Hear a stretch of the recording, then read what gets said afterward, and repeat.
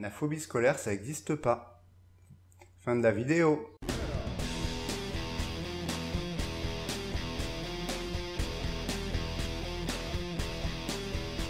Bon, va falloir quand même que je t'explique pourquoi ça n'existe pas la phobie scolaire. Et il y a plusieurs raisons. La première, c'est qu'en fait, la phobie scolaire, c'est pas une pathologie, c'est pas du tout classé dedans. Si tu cherches dans les manuels de pathologie, en fait, tu verras jamais phobie scolaire. Parce qu'en fait, c'est un symptôme, c'est pas du tout une maladie.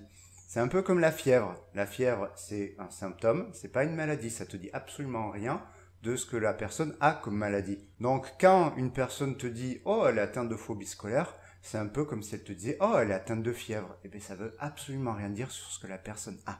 Et en plus, tu verras que quand on va chercher les maladies sous-jacentes à la phobie scolaire, ça a souvent rien à voir avec la phobie et ça a souvent rien à voir avec le scolaire. Donc, ce que je vais faire aujourd'hui, spécialement pour toi, c'est pas expliquer ce que c'est la phobie scolaire, on va expliquer comment certaines maladies peuvent amener à ce qu'on appelle une phobie scolaire. Alors évidemment, du coup, la vidéo va être un peu hachée, parce qu'on va passer de problème en problème, et en plus, les explications seront assez réduites. Pourquoi ?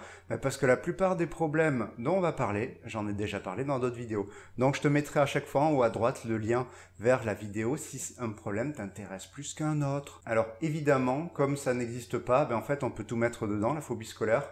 Donc moi je t'ai mis 9 raisons pour lesquelles un enfant refuse d'aller à l'école, mais il peut y en avoir des milliers. Bon, on va commencer d'abord par les pathologies qui peuvent en arriver à ce symptôme, et après on verra un peu plus les facteurs familiaux et environnementaux. Source de phobie scolaire numéro 1, le trouble panique.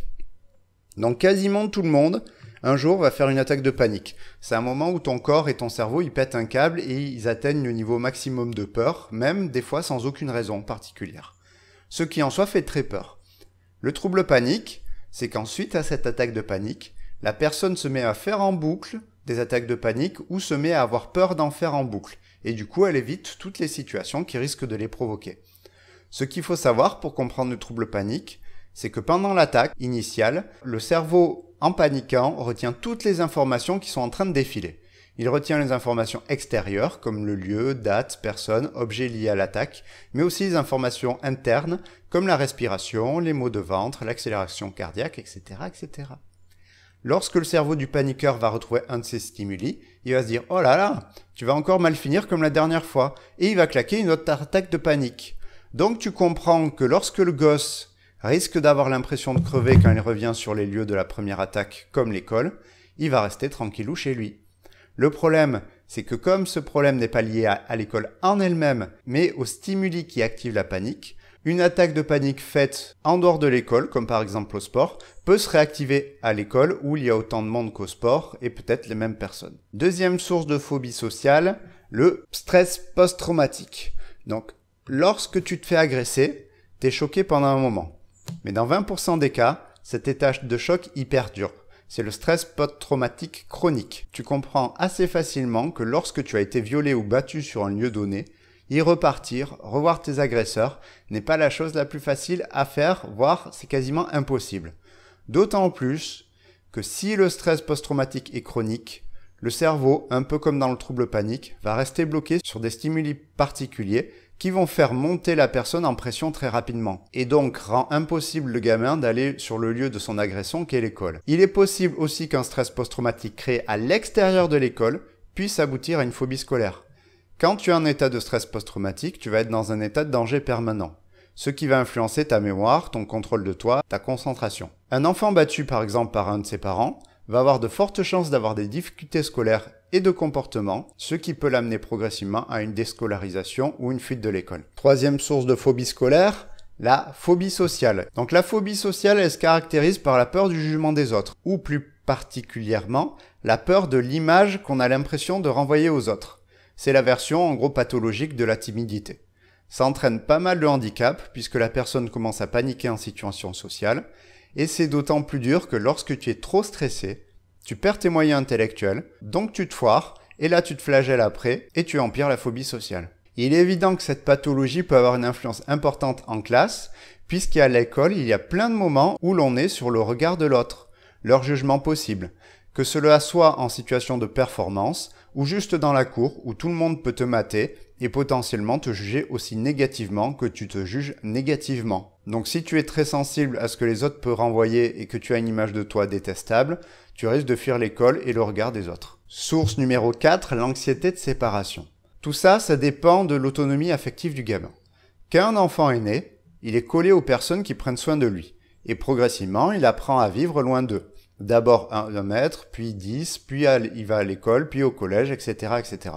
Bref, le gamin, il s'autonomise de plus en plus, et on peut avoir une vision de son niveau d'autonomie affective en fonction de ce qu'il est capable de faire seul ou pas. Sachant que si tu pousses un gamin trop loin de sa zone de confort, il va flipper sa mère et retourner dans tes jupons. Donc on peut essayer d'autonomiser les gamins, mais jamais trop loin de sa zone de confort, sinon il va perdre confiance en lui et va se foirer. Maintenant, imagine une fille de 8 ans.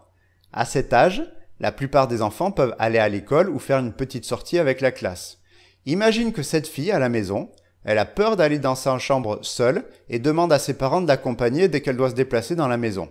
Elle a donc un niveau d'autonomie affective à peu près ici, correspondant à peu près à ce qu'en fait un gamin de 2 ans. Est-ce que tu peux donc imaginer la difficulté que ça va être pour elle d'aller à l'école quand déjà aller dans sa chambre seule, c'est hyper flippant. Elle va flipper d'y aller, elle va rester à la maison tranquille. Mais en fait, je te parle de 4 problèmes anxieux ici, mais on pourrait élargir à tous les problèmes anxieux. Car quand tu es atteint d'un trouble anxieux, l'un des mécanismes de base de l'anxiété, c'est d'éviter les sources de peur. Tu as trop peur de quelque chose, donc tu l'évites. Donc à partir du moment où un élément de l'école peut faire très peur ou te renvoie à une peur très forte, le gosse va essayer de l'éviter quel qu'il soit. Même si c'est des anxiétés pas banales, comme un enfant qui aurait peur de ne pas contrôler ses sphincters et de chier ou de pisser devant tout le monde. Source de phobie scolaire numéro 5, la schizophrénie. Alors, la schizophrénie, c'est assez connu dans sa dernière phase de développement, celle où la personne peut entrer dans des délires ou a des hallucinations aux moindres petites variations du stress. Mais il y a une phase qu'on appelle la phase prodromique, où la personne perd peu à peu sa motivation, ses émotions et sa capacité à parler. L'apathie dans laquelle le met cette phase peut amener une déscolarisation, la personne n'ayant plus aucune motivation à faire quoi que ce soit, donc aller à l'école non plus. Source de phobie scolaire numéro 6, les particularités neuro. Il y a un principe simple à l'école. C'est évident que quand tu as 95% des enfants avec un type de fonctionnement, l'école va se construire autour de ces 95%. Ce qui pose un problème pour les 5% d'enfants restants au fonctionnement cérébral différent. Et l'école ne prend pas en compte forcément dès le départ ces enfants dont le type d'apprentissage n'est pas le même, comme avec les enfants TDAH ou autistes. Ça peut poser aussi des difficultés avec les élèves dyscalculiques, dyslexiques, etc., etc. Évidemment, légalement, l'école doit s'adapter dans la mesure du possible aux besoins de ses enfants, et dans la meilleure des cas, ça se passe bien. Le problème vient du fait que 1. Il faut que les élèves soient identifiés, et de 2. Il faut que l'école puisse s'adapter ou soit assez formée pour s'adapter à ses enfants. Maintenant, imagine un gamin non identifié. Il est content, il va à l'école. Il bosse comme les autres, mais tout d'un coup, il se rend compte qu'il y arrive moins que son copain d'à côté. Il continue à bosser pendant des mois, il travaille même des fois encore plus, et il voit que ça marche toujours pas, que malgré ses efforts, ça foire quand même. Dans ce cas-là, en général, il commence à se dire qu'il est nul, dans la plupart des cas. Et dans certains cas, l'anxiété de performance et la confrontation à l'échec peut devenir tellement fort que le gosse va avoir mal au ventre rien qu'à l'idée d'aller à l'école, ou alors simplement, il va voir que ses efforts ne servent à rien et va se désinvestir scolairement et se barrer. Bref, la mise en difficulté du gamin, quelle qu'elle soit, peut amener à la déscolarisation et à la fuite de l'école. Source de phobie scolaire numéro 7, l'opposition. Bon, on a parlé de l'anxiété de séparation qui est le manque d'autonomie affective du gamin. Et là, on a le penchant inverse. C'est le gamin qui recherche à fond son autonomie affective, ce qui est l'une des premières sources d'opposition. Le petit souci, c'est que quand le cerveau de l'enfant se met en mode « je veux mon autonomie », il le fait en général de manière un peu violente, quitte à foutre la merde dans la famille. Ce qui peut être difficile à gérer, car cela bloque plein de styles éducatifs, comme l'utilisation des punitions qui sert à pas grand chose, car si on punit un opposant, son cerveau va dire « Ah t'as bien fait, tu as bien agi comme tu le voulais, tu as bien emmerdé tes parents », et du coup il va continuer à foutre la merde. Chez les enfants très opposants, il est probable que comme les parents et le système poussant à l'école, L'enfant développe un système pour la fuir en pétant des câbles, ce qui peut s'apparenter à une phobie scolaire. Concernant ce problème, plus l'enfant est âgé, plus il y a de chances que ça arrive, puisqu'effectivement, plus on est âgé, plus on a envie d'être autonome et ne pas suivre les règles rigides de l'école et d'un système. Source de phobie scolaire numéro 8, le harcèlement. Alors là, c'est pas compliqué à comprendre. Imagine que tu ailles dans un endroit où t'en prends plein la gueule par tout le monde, que ce soit physiquement ou verbalement, et ben t'as pas envie d'y revenir. Alors je différencie du stress post-traumatique parce que le harcèlement, bien que pouvant faire des dégâts énormes sur l'esprit, n'a pas forcément les conséquences que peut avoir une agression où tu penses vraiment que tu vas crever.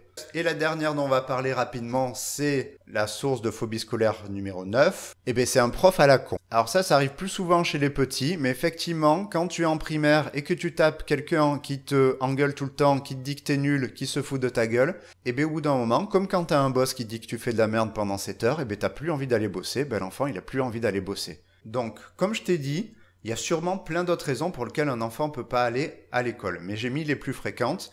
Mais là au moins, si tu connaissais rien sur le sujet, tu as plein de petites pistes pour essayer de comprendre quelqu'un qui ne va pas à l'école.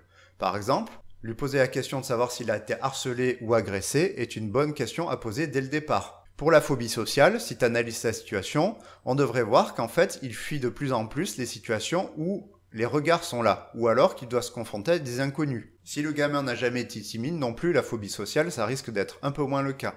Pour l'anxiété de séparation, on peut déjà analyser comment ça va se passer à la maison. Est-ce que la personne a déjà fait des voyages scolaires? Comment ça se passait avant dans l'école? Bref, déjà avec ces 9 sources de phobie scolaire, tu peux déjà commencer à chercher. Évidemment, le traitement de la phobie scolaire va dépendre de la maladie. Donc on ne traite pas une phobie scolaire en disant c'est une phobie scolaire, je vais te faire un programme phobie scolaire. Il faut comprendre ce qu'il y a derrière. Donc comme tu vois que c'est un sujet compliqué ou qui peut recouvrir plein de maladies, si un gosse a une phobie scolaire, envoie-le chez un professionnel capable de gérer et de faire un bon diagnostic. Voilà, maintenant que tu sais à peu près tous les problèmes qui amènent à une phobie scolaire, eh bien tu peux aller fouiller les petites vidéos que je t'ai données en lien pour avoir un peu plus de détails sur comment soigner cette phobie scolaire. Et d'ailleurs, tu auras plein d'infos sur ma chaîne. Et ensuite, joie dans ta vie.